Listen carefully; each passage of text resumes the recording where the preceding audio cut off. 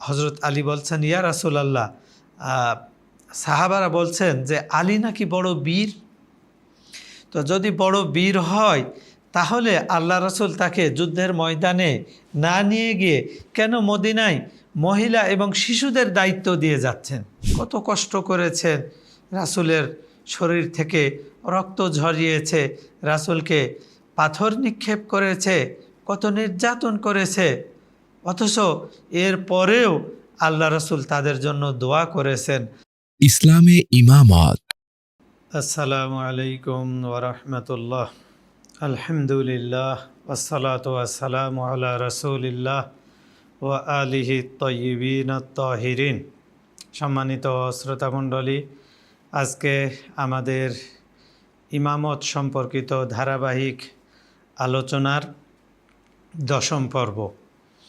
আল্লাহ পাক রব্বুল আলামিন পবিত্র কোরআনের সূরা মায়েদার 67 নম্বর আয়াতে ইরশাদ করেছেন, ইয়া আইয়ুহার রাসূল বাল্লিগ মা উনজিলা ইলাইকা মির রাব্বিক ওয়া ইল্লাম তাফআল ফামা বাল্লাগতা রিসালাতা ওয়াল্লাহু ইয়াসিমুকা মিনান নাস ইন্নাল্লাহা লা ইয়াহদিল কওমাল কাফিরিন। পবিত্র কোরআনের এই আয়াতে বলা হচ্ছে, হে রাসূল, বাল্লিগ মা উনজিলা ইলাইকা মির রাব্বিক, তোমার প্রভুর পক্ষ থেকে যা অবতীর্ণ হয়েছে তা প্রচার করে দাও। ওয়া ইল্লাম তাফআল, আর যদি তুমি তা না করো, ফামা বাল্লাগতা রিসালাতা, তাহলে এই রেসালতের কিছুই যেন প্রচার করা হলো না, মানে রেসালাতের এই দায়িত্ব অসম্পূর্ণ থেকে যাবে। অর্থাৎ অন্যভাবে আমরা আমাদের ভাষায় বলতে পারি যে ব্যর্থ হয়ে যাবে। এই যে 23 বছরের খাটনি, 23 বছরের কষ্ট, সব কিছু নিষ্ফল হয়ে যাবে। তার মানে বিষয়টা অত্যন্ত গুরুত্বপূর্ণ, কোনো সাধারণ বিষয় নয়। আল্লাহর রাসূলকে বলে দেওয়া হচ্ছে, প্রচার করে দাও, যদি প্রচার না করো তাহলে রেসালাত মানে নিষ্ফল হয়ে যাবে। ওয়াল্লাহু ইয়াসিমুকা মিনান নাস, আর আল্লাহর রাসূলকে বলা হচ্ছে যে মানুষের সব ধরনের ক্ষতি থেকে আল্লাহ পাক রব্বুল আলামিন হেফাজত করবেন। মানুষকে ভয় পাওয়ার কোনো কারণ নাই। ইন্নাল্লাহা লা ইয়াহদিল কওমাল কাফিরিন, আল্লাহ কাফের জাতিকে হেদায়েত করবে না, যাদের অন্তরে হেদায়েতের নূর নাই, যারা হেদায়েত প্রাপ্ত হওয়ার হেদায়েত গ্রহণ করার যোগ্যতা রাখে না, তারা হেদায়েত পাবে না। আল্লাহ পাক রব্বুল আলামিন তাদেরকে হেদায়েত করবে না। আসুন আমরা দেখি যে আসলে কি এমন গুরুত্বপূর্ণ বিষয় ছিল, কেন রাসূলকে এইভাবে বলা হচ্ছে যে আপনি প্রচার করে দিন, বলে দিন। যদি প্রচার না করুন, যদি বলে না দিন, তাহলে আপনার রেসালাত নিষ্ফল হয়ে যাবে, 23 বছরের খাটনি বিফল হয়ে যাবে। এখানে একটি বিষয় গুরুত্বপূর্ণ, সে বিষয়টা হচ্ছে যে রাসূল তো 23 বছর যাবৎ প্রচার করে আসছেন, সেই রেসালাতের প্রথম দিন থেকেই, দাওয়াতে জুল আশিরা থেকেই আল্লাহ রাসূল সর্বপ্রথম তার নিকটাত্মীয়দেরকে দাওয়াত দিয়েছিলেন। পবিত্র কোরআন শরীফ অবতীর্ণ হওয়ার পর হীরা গুহায় যখন আল্লাহ রাসূলের নিকট অবতীর্ণ হলো, ইকরা বিসমি রব্বিকাল্লাযী খলাক, পড়ো তোমার প্রভুর নামে, যে প্রভু তোমাকে সৃষ্টি করেছে। এরপর আল্লাহ রাসূলের উপর আয়াত অবতীর্ণ হয়েছে, ওয়া আনজির আশিরতাকাল আকরাবিন, হে রাসূল, তুমি তোমার নিকট আত্মীয়দেরকে দাওয়াত দাও, তুমি তোমার নিকট আত্মীয়দেরকে আহ্বান করো তৌহিদের দিকে। আল্লাহ রাসূল সে কাজ করেছিলেন। তার মানে বোঝা যাচ্ছে যে আল্লাহ রাসূল 23 বছর যাবৎ তাবলীগের কাজ করেছেন, কিন্তু এই 23 বছরের প্রচার আর যে বিষয়টা সম্পর্কে আজকে অবতীর্ণ হচ্ছে গাদিরে খুমে, এই 23 বছরের প্রচার আর আজকের প্রচারের মধ্যে পার্থক্য রয়েছে।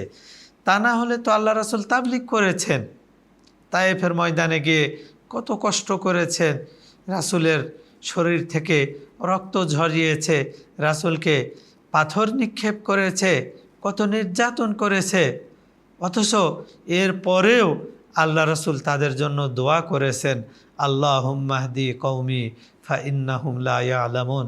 হে আল্লাহ, তুমি আমার কওমকে, তুমি আমার জাতিকে হেদায়েত করো, এরা জানে না, এরা বুঝে না। আল্লাহ রাসূল উহুদের ময়দানে দিন রক্ষার জন্য প্রতিরক্ষামূলক যুদ্ধ করতে গিয়ে তার দাঁত মোবারক শহীদ করেছেন, শরীর থেকে রক্ত ঝরিয়েছেন, সাহাবাগণ নিজের জীবন দিয়েছেন, তাদের তাজা রক্ত দ্বারা জমিন রঞ্জিত হয়েছে। তাহলে কোন প্রচারের কথা বলা হচ্ছে? যে প্রচার না হলে 23 বছরের এই খাটনি, 23 বছরের রেসালাত অসম্পন্ন থেকে যাবে। এখানে বোঝা যায় যে এই প্রচার সাধারণ কোনো প্রচার নয়, অথবা যে বিষয়টা এই 23 বছর যাবৎ বলা হয়নি এরকম কোনো বিষয়, আমরা এটাকে এইভাবে বলতে পারি। আল্লাহ রাসূল বিভিন্নভাবে 23 বছর যাবৎ এই বিষয়টির প্রতি ইঙ্গিত করেছেন। যেমন ইমামতের এই বিষয়টা সম্পর্কে, রাহবারিত্ব সম্পর্কে, প্রতিনিধিত্ব সম্পর্কে, আল্লাহ রাসূলের পর কে তার স্থলাভিষিক্ত হবেন এই সম্পর্কে, কে তার ওয়াসি হবেন সেই সম্পর্কে। যেমন তাবুকের যুদ্ধে আল্লাহ রাসূল নিজে গমন করেছিলেন, সাহাবাদেরকে নিয়ে তিনি যাচ্ছিলেন। হযরত আলী কাররামাল্লাহু ওয়াজহু আল্লাহ রাসূলকে বলছেন, জিয়া রাসূল আল্লাহ, আমার কানে বিভিন্ন ধরনের সমালোচনা আসতেছে। আল্লাহ রাসূল বললেন, সেটা কি? হযরত আলী বলছেন, ইয়া রাসূল আল্লাহ, সাহাবারা বলছেন যে আলী নাকি বড় বীর। তো যদি বড় বীর হয় তাহলে আল্লাহ রাসূল তাকে যুদ্ধের ময়দানে না নিয়ে গিয়ে কেন মদিনায় মহিলা এবং শিশুদের দায়িত্ব দিয়ে যাচ্ছেন, তাদের রক্ষণাবেক্ষণের দায়িত্ব দিয়ে যাচ্ছেন? এটা তো একজন বীরের পরিচয় না। একজন বীর তো এই ধরনের কাজ করে না। আল্লাহ রাসূল কত সুন্দর এক হাদিস বলছেন, হে আলী, ইয়া আলী, আন্তা মিন্নি বিমানজিলাতা হারুন আমিন মুসা। যে আলী, তুমি হলে আমার ক্ষেত্রে সেই ধরনের যেভাবে হযরত মুসার জন্য হারুন ছিলেন। মানে কি? হযরত মুসার ওয়াসি ছিলেন হযরত হারুন আলাইহিস সালাম। অনুরূপভাবে আল্লাহ রাসূলের ওয়াসি হচ্ছেন হযরত আলী কাররামাল্লাহু ওয়াজহু। এই যে কাররামাল্লাহু ওয়াজহু আমরা কেন বলি, আর একটা কারণ আছে। আসলে আমরা না, মানে সারা পৃথিবীর মুসলমানেরা বলে এটা শুধুমাত্র হযরত আলীর জন্য, অন্য কোনো সাহাবার জন্য কাররামাল্লাহু ওয়াজহু বলা হয় না, শুধুমাত্র হযরত আলীর ক্ষেত্রে। এই কারণে যে হযরত আলী এমন এক ব্যক্তি, কোনো সময় কোনো অবস্থাতেই কোনো মূর্তির সামনে মাথা নত করেননি, অর্থাৎ কখনো শিরক করেননি, কখনো মূর্তি পূজা করেননি, কখনো আল্লাহ ব্যতীত অন্য কাউরে ইবাদত করেননি।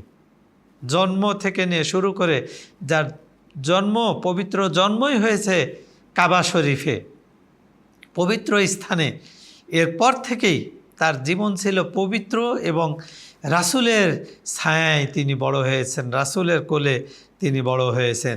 তাহলে আমরা যে ইমামতের বিষয়টা নিয়ে আলোচনা করছি, ইমামত এমন একটা বিষয়, ইমামকে নিষ্পাপ হতে হবে, ইমাম আল্লাহর তরফ থেকে নির্ধারণ হতে হবে, ইমাম মানুষ নির্ধারণ করতে পারবে না। এই কারণেই বিষয়টা গুরুত্বপূর্ণ এবং আমরা এই বিষয়টি নিয়ে ধারাবাহিক আলোচনা করছি, অতীতে করেছি, ভবিষ্যতেও আমাদের এই ধারাবাহিক আলোচনা চলতে থাকবে ইনশাল্লাহ। আসসালামু আলাইকুম ওয়া রাহমাতুল্লাহ।